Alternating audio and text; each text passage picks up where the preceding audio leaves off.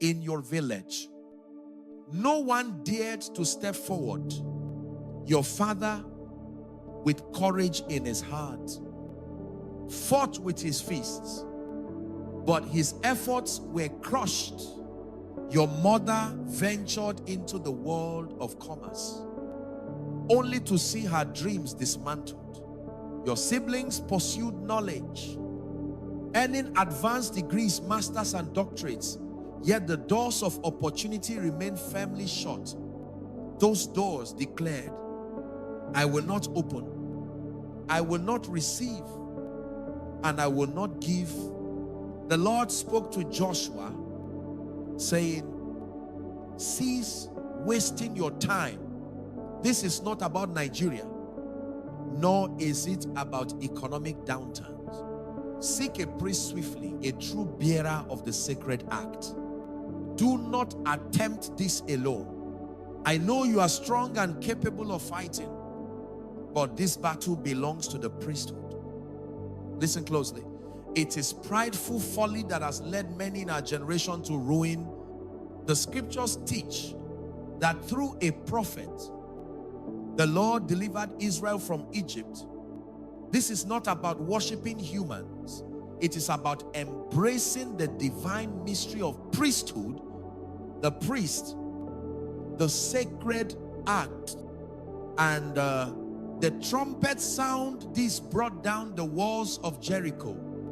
When those walls fell, victory followed. With Jericho defeated, even the humblest resource, like a bottle of pure water, I could transform you into a millionaire.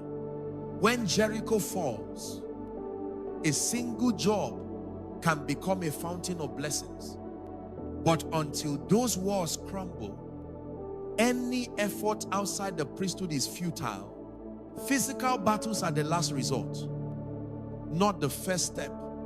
To begin your journey to victory with feast is unwise. Consider Jesus on his path to the cross. He lingered in Gethsemane, not because of wood and nails, but because he understood the spiritual forces at play. Satan confronted him in Matthew chapter 3 and 4, then returned through Peter and later Judas. Yet Jesus prevailed, for he knew the battle was not merely physical. He fulfilled the sacred protocols of priesthood, which Satan could not comprehend. By the time Jesus faced the cross, he had already secured victory in the spiritual realm. Understand this. Those who grasp the mystery of priesthood wield extraordinary power. Even those outside the faith practitioners of other traditions recognize this truth and achieve success. In this nation, there are business leaders who never act without first ensuring a spiritual ordinance precedes them. Life is too fierce to rely solely on physical strength. Whether it is conceiving a child or seeking healing, physical efforts alone often fail. Doctors may try their best, but when attempts fail repeatedly, once, twice, thrice, pause. Cease wasting your time. The fall of Jericho required no bloodshed. The same spirit that shook the land left his people defenseless. Even the weakest soldier claimed victory, not because of their sword, but because the priesthood had triumphed. When the sacred act prevails, you prevail. Failure comes only when the priesthood is absent. Our ancestors, though uneducated, understood this mystery. We may mock their ways, yet they achieve results. Their wisdom ensured that everything lost was restored. Everything stolen was returned. The scriptures written for our learning. I reveal this truth. The story of Jericho is not mere history. It is a lesson for those with spiritual eyes to see battles are not won with swords alone. Swords merely help you claim what the priesthood has already secured. True victory lies in manifesting the triumph that the priesthood has ordained. Victory does not come from human effort alone. Dear brothers and sisters, true triumph is birthed through the sacred authority of the priesthood and the divine actions that flow from it. Your sword, your strength, and your strategies are but tools powerful only when guided by the hand of God.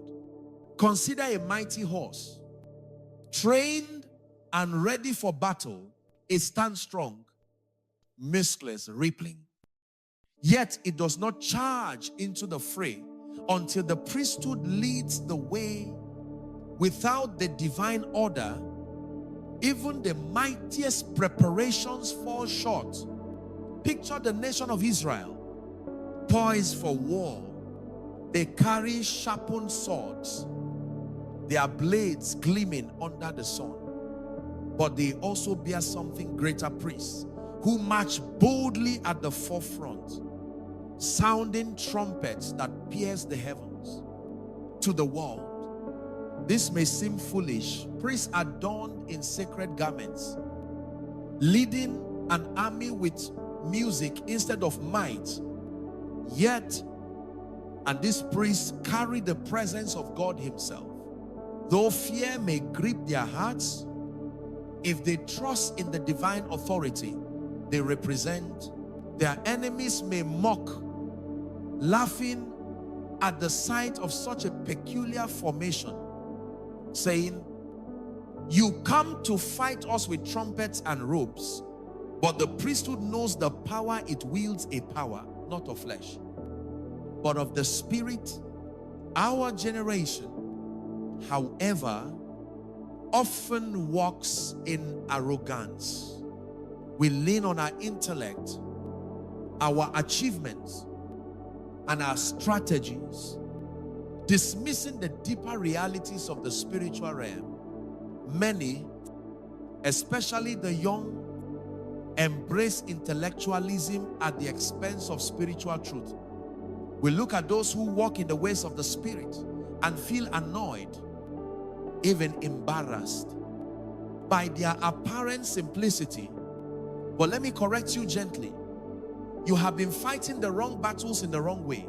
You wage war against your neighbor, thinking their departure will solve your problems.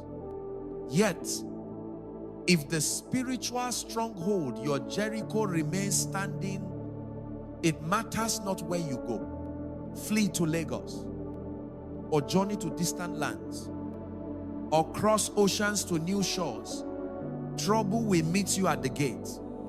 But dismantle that Jericho, and you can remain in your village, watching as the very forces that oppose you come seeking you out, humbled by the power of God. Victory is not won by brute strength. It is secured by divine strategy.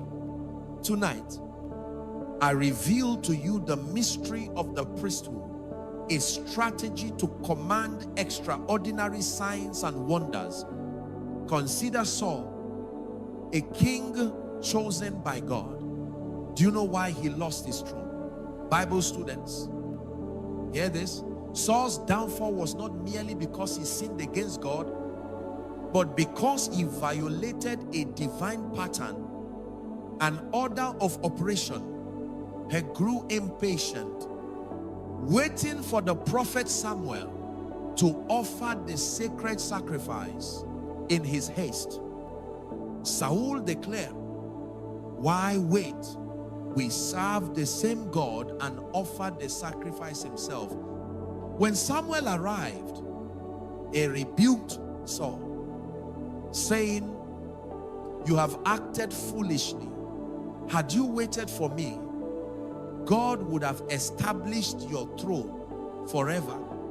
But now, your kingdom will not endure for the single act of disregarding the priesthood."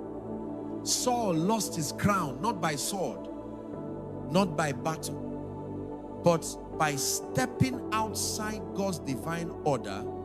David, in contrast, understood this truth. Even when Saul pursued him, David honored the sacred order, refusing to harm God's anointed. Though Saul sat on a physical throne in the realm of the spirit, he had already fallen. Show me your standing in the spiritual realm, and I will show you the true measure of your authority. Without this, all your efforts, your credentials, your connections, your labor are but chasing shadows. You exhaust yourself fighting physical battles, harassing those who do not believe as you do, demanding repentance with fervor. But when you operate in the priesthood, something miraculous happens. In the quiet of the night, the Spirit moves, convicting hearts. A stranger dreams of salvation. A destiny helper's eyes are opened. You meet them, and before you speak, they say, I've been waiting for this moment. Why? Because Jericho has fallen not by your might, but by the power of God. The arm of flesh will not prevail. No amount of striving, networking, or self-promotion will bring lasting success. Many of God's servants labor tirelessly, handing out cards, proclaiming their calling. I am a man of God, balanced and anointed. Yet Jericho stands unmoved, whispering, it does not work that way. Even Jesus, the Son of God, walked humbly for 30 years, unnoticed by the crowds. He did not force his way into prominence. When the time came, the Father's glory revealed him, and the world could not ignore him. So, brothers and sisters, embrace the priesthood, align with God's divine order, crumble the strongholds of Jericho not by might, but by the Spirit. Let the trumpets of the priesthood sound, and watch as the walls of opposition fall, paving the way for your victory. When Jesus embraced the sacred mystery of the priesthood, a divine voice resonated from the heavens, proclaiming, hear him. Whether in the public eye or in quiet moments, wherever Jesus walked, and people followed him. The question is, are we united in this truth? The Bible declares that many walk in darkness, unaware and unwilling to understand the deeper spiritual realities. Let me share a profound truth. Your victory is already secured in the spiritual realm. However, and the challenge lies in translating that victory into the physical world. Too often, we waste time chasing distractions. Many of you have believed that securing a job would solve everything. Yet, when the job came, the salary fell short. You prayed for a promotion, and when it arrived, you discovered it was not enough. Suddenly, the walls of Jericho, those spiritual barriers, stand firm, declaring, this is not how victory is won, but tonight, in the name of Jesus Christ, I proclaim that you will witness Jericho crumble. Just as Babylon fell before the power of God, consider the testimonies of others. When you hear stories of miracles, seek to understand what activated those breakthroughs. Many of the faithful had tried repeatedly before to no avail. The disciples, for instance, toiled all night, casting their nets without success. Jesus, the Master, revealed a deeper truth. It is not the net that catches fish. He instructed them to cast their nets once more. But only after he spoke, the miracle followed his word, not their effort. Likewise, your resume may be submitted, your efforts may be sincere, but without the priesthood, without God's divine intervention, your endeavors may falter. Without the presence of God, no amount of human intelligence or effort can dismantle a spiritual stronghold. Let me emphasize this. No human strategy, no matter how clever, you can overcome an altar rooted in the spiritual realm. The battles many of us face are not merely physical. You may love Jesus, you may be born again, but the mystery of spiritual covenants is territorial. Jesus may dwell in your heart, but he must also reign in your life. Salvation opens the door to a kingdom of infinite possibilities. Yet Ephesians chapter 4 verse are then warns of those whose understanding is darkened, alienated from the life of God through ignorance. The tragedy is not that God has failed us, but that our understanding remains veiled. Many of our loved ones, born again for decades, remain trapped in cycles of struggle because their minds have not grasped the spiritual order. It is not enough to proclaim that Jesus died or that you are saved. Without spiritual revelation, you may remain bound by forces that are not of this world. I have too once fought battles with human strength, but no longer. I have repented of the folly of relying solely on physical efforts. True victory begins in the spiritual realm. Consider a seed. It does not grow until it transforms beneath the soil in a process unseen and unexplained. Only then does it emerge, ready to be nurtured. Similarly, without the mystery of the priesthood and the power of God, some of us will never experience progress. We rise early, labor late, and pour out our sincerity, yet nothing seems to work. Every time a blessing approaches, trouble seems to entangle itself around our families, draining our resources and hope. Pastors, churches, and devoted believers often face this pattern. Just as you rise spiritually, the enemy does not always fight immediately. Satan knows the limits of your programming. He may allow a season of success only to pull you back when you reach the boundary of his influence. You may plan to marry filled with joy. Few days later, showers erupt. A job offer comes, but unseen forces sabotage your progress. God's message is clear. Jericho must not stand. You cannot reach your destiny while its walls remain. God instructs us not to pity Jericho, but to bring it down. Within those walls lie captives and treasures waiting to be claimed. The Bible records that Jericho's walls fell flat, not by physical might, but by divine strategy. No human weapon could topple such a fortress.